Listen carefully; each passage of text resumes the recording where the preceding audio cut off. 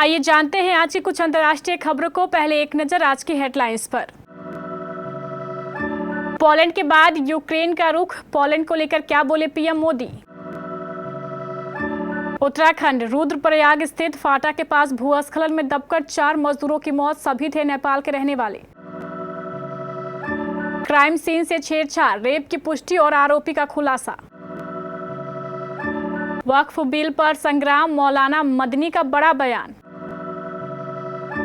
रूस में घुसकर जेलेंस्की की सेना ने कर दी बड़ी गलती, भड़के पुतिन ने यूक्रेन में घुसना शुरू किया।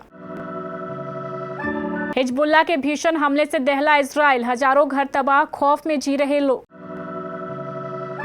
सोने की कीमतों में गिरावट, चांदी के भाव स्थिर। स्त्री 2 के कहर से थर्रा उठा बॉक्स ऑफिस, 8वें दिन की कमाई भी रही शानदार। क्या मैं मिस्ट्रेस थी, निखिल पटेल का दलजीत कौर से शादी मानने से इनकार। और हर्निया से जूझ रहे नीरज चोपड़ा की हिम्मत को सलाम, 90 मीटर के करीब फेंका भाला।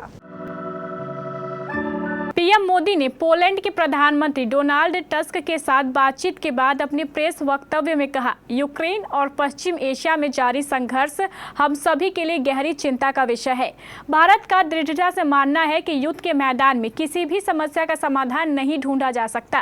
पोलैंड की राजधानी वार्सा से रवाना होने से पहले पीएम मोदी ने कहा कि उनकी पोलैंड यात्रा विशेष रही है। पीएम ने वार्सा की अपनी यात्रा के अंत में एक्स पर एक पोस्ट में कहा, यह दशकों के बाद है कि किसी भारतीय प्रधानमंत्री ने पोलैंड की धरती पर कदम रखा है। प्रधानमंत्री ने कहा, इस यात्रा से एक मूल्यवान मित्र के साथ सहयोग को और गहरा करने का मौका मिला। हम पोलैंड के साथ घनिष्ठ व्यापारिक और सांस्कृतिक संबंध की उम्मीद करते हैं। हमारी मित्रता निश्चित रूप से एक बेहतर दुनिया के निर्माण में योगदान दे सकती है। मूसलाधार बारिश के चलते रुद्रप्रयाग जनपद के फाटा के पास भूस्खलन होने से 4 मजदूरों की मौत हो गई। यह चारों नेपाल के निवासी थे। एसडीआरएफ ने चारों के शव बरामद किए हैं। वहीं देहरादून के मालदेवता में भी देर रात तेज बारिश के चलते लोगों के घरों में पानी घुस गया। एसडीआरएफ ने लोगों को सुरक्षित स्थानों पर पहुंचाया। पर्वतीय क्षेत्रों में बारिश आफत बनकर बरस रही है। जगह जगह भूस्खलन और भू धसाव के कारण नुकसान हो रहा है। केदारनाथ मार्ग पर भी हालात खराब है। 31 जुलाई को अतिवृष्टि के बाद से इस मार्ग को सुचारू करने के लिए कार्य किया जा रहा है। कोलकाता के आरजी कर मेडिकल कॉलेज और अस्पताल में जूनियर डॉक्टर का रेप और हत्या किए जाने के मामले में गुरुवार को सुप्रीम कोर्ट ने सुनवाई की। इस दौरान सीबीआई ने अपनी स्टेटस रिपोर्ट अदालत को सौंप दी। कोर्ट के अंदर दोनों तरफ से दर्जनों वकील मौजूद थे, लेकिन उन तक सीबीआई की उस स्टेटस रिपोर्ट को देखने पढ़ने का मौका नहीं मिला। वजह ये थी कि जांच अभी जारी है और इस स्टेटस रिपोर्ट के खुलासे से शायद जांच पर असर पड़ सकता है। लेकिन जाहिर है सुप्रीम कोर्ट की इस पूरी कार्रवाई की लाइव स्ट्रीमिंग को सोशल मीडिया और मीडिया के जरिए पूरा देश देख रहा था, इस उम्मीद से कि पिछले 10 दिनों में सीबीआई ने इस केस में क्या जांच की, इस केस की सच्चाई क्या है और कोलकाता पुलिस की जांच सीबीआई की जांच से कितनी मिलती जुलती या हटकर है। लेकिन चूंकि स्टेटस रिपोर्ट बेहद गोपनीय थी, इसलिए इन सवालों के जवाब सामने नहीं आ पाए। वक्फ संशोधन बिल 2024 को लेकर देश भर में राजनीति गरमाई हुई है। इस बिल के बनी ज्वाइंट पार्लियामेंट्री कमेटी की गुरुवार 22 अगस्त को दिल्ली स्थित संसद भवन एनेक्सी में बैठक हुई। इस बीच जमीयत उलेमा ए हिंद के राष्ट्रीय अध्यक्ष मौलाना अरशद मदनी ने कहा कि अगर इसे आज ना बदला गया तो इंडिया गठबंधन की सरकार इसे बदलेगी। उन्होंने कहा, हजारों मस्जिदों और 50,000 एकड़ से ऊपर की जमीन पर कब्जा कर लिया जाएगा। यही इस सरकार का प्लान है। हम उनके कागजात कहां से लाएंगे? मौलाना अरशद मदनी ने कहा, हमारी लड़ाई हुकूमत से है। हम हुकूमत के ऊपर दबाव डालेंगे। यह नहीं मानेंगे तो जो हुकूमतें अलग अलग सूबों के अंदर सियासत कर रही है, वहां मुसलमानों को इकट्ठा करेंगे। रूस के अंदर 2 सप्ताह पहले यूक्रेन ने हमला बोला था। यूक्रेन ने रूस के अंदर बड़े इलाकों पर कब्जा कर लिया, लेकिन यूक्रेन का यह हमला अब उसके लिए ही मुसीबत बनने लगा है। यूक्रेन के हमले से भड़के पुतिन ने अपनी सेना को यूक्रेनी इलाकों पर कब्जा करने का आदेश दिया है। रूसी सेना तेजी से यूक्रेन के अंदर बढ़ रही है, जिसे लेकर चेतावनी दी गई है। यूक्रेन के पूर्वी शहर पोक्रोवस्क को अधिकारी खाली कराने की चेतावनी दे रहे हैं, लेकिन कई निवासी वहां से नहीं जाना चाहते। कुछ माता पिता तो जबरन निकासी से बचने के लिए अपने बच्चों को अधिकारियों से छिपा रहे हैं। पोक्रोवस्क और उसके आसपास के इलाकों को अगले 2 सप्ताह के अंदर खाली करने का आग्रह किया जा रहा है। रूसी सेना तब आगे बढ़ रही है जब 2 सप्ताह पहले यूक्रेन की सेना ने रूस के इलाकों में घुसपैठ की थी। इस घुसपैठ में यूक्रेन ने सैकड़ों वर्ग किलोमीटर शहर पर कब्जा कर लिया। यह हमला इतना सीक्रेट था कि रूस भी हैरान हो गया। मिडिल ईस्ट में तनाव इस वक्त चरम पर है। अमेरिका द्वारा सीज फायर के तमाम कोशिशों के बीच इजराइल कई मोर्चों पर जंग लड़ रहा है।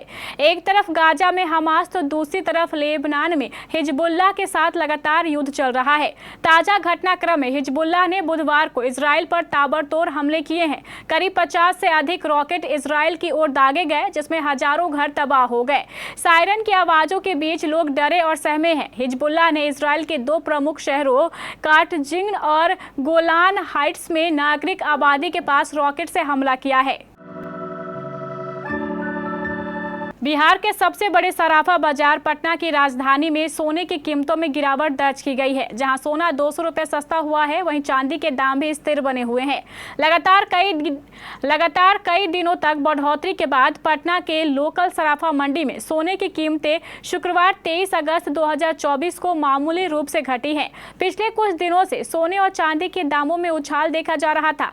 पाटलिपुत्र सराफा संघ के उपाध्यक्ष अजय कुमार की माने तो बाजार के तत्कालीन रुझान को देखते हुए यह कहना गलत नहीं होगा कि सोने और चांदी में निवेश करने के लिए यह समय मुफीद है। कीमतों में लगातार उछाल की संभावना खरीदारों के साथ सोने चांदी में निवेश करने वालों के लिए भी फायदेमंद साबित हो सकती है। स्त्री 2 बॉक्स ऑफिस पर सुनामी बन चुकी है। इस फिल्म का 15 अगस्त को अक्षय कुमार की खेल खेल में और जॉन अब्राहम की वेदा सहित कई फिल्मों के साथ महाकलेश हुआ था, लेकिन स्त्री 2 ने इन सब का पानी भरवा दिया है। जहां अक्षय और जॉन की फिल्में थिएटर्स में दर्शकों की राह तकती नजर आ रही है, तो वह स्त्री 2 के सभी शोज के बाहर हाउसफुल के बोर्ड लगे हैं। इसी के साथ श्रद्धा कपूर की हॉरर कॉमेडी हर दिन शानदार कलेक्शन कर रही है। दलजीत कौर और निखिल पटेल का झगड़ा जग जाहिर हो चुका है। दोनों की शादी को हुए चंद महीने ही बीते हैं कि अब तलाक की सुनवाई केन्या के कोर्ट में चल रही है। वहीं अब कोर्ट में क्या कुछ हुआ उसे दलजीत ने सोशल मीडिया पर लिखा और पति निखिल पर एक बार फिर से गंभीर आरोप लगाए। हालांकि इस पोस्ट को अब एक्ट्रेस ने डिलीट कर दिया है। दलजीत कौर ने कोर्ट की सुनवाई के बाद भड़क उठी थी। उन्होंने सोशल मीडिया पर लंबा चौड़ा पोस्ट लिखा और कहा कि निखिल ने शादी मानने से इनकार कर दिया है, तो क्या मैं उनकी मिस्ट्रेस थी जो हर जगह एक शादीशुदा की साथ जाया करती थी। एक्ट्रेस ने कहा है कि ये उन सभी के लिए जो जानना चाहते हैं कि कोर्ट में आज क्या हुआ है। नीरज चोपड़ा ने गुरुवार को लुसाने डायमंड लीग में 89.49 मीटर दूर भाला फेंक कर दूसरा स्थान हासिल किया।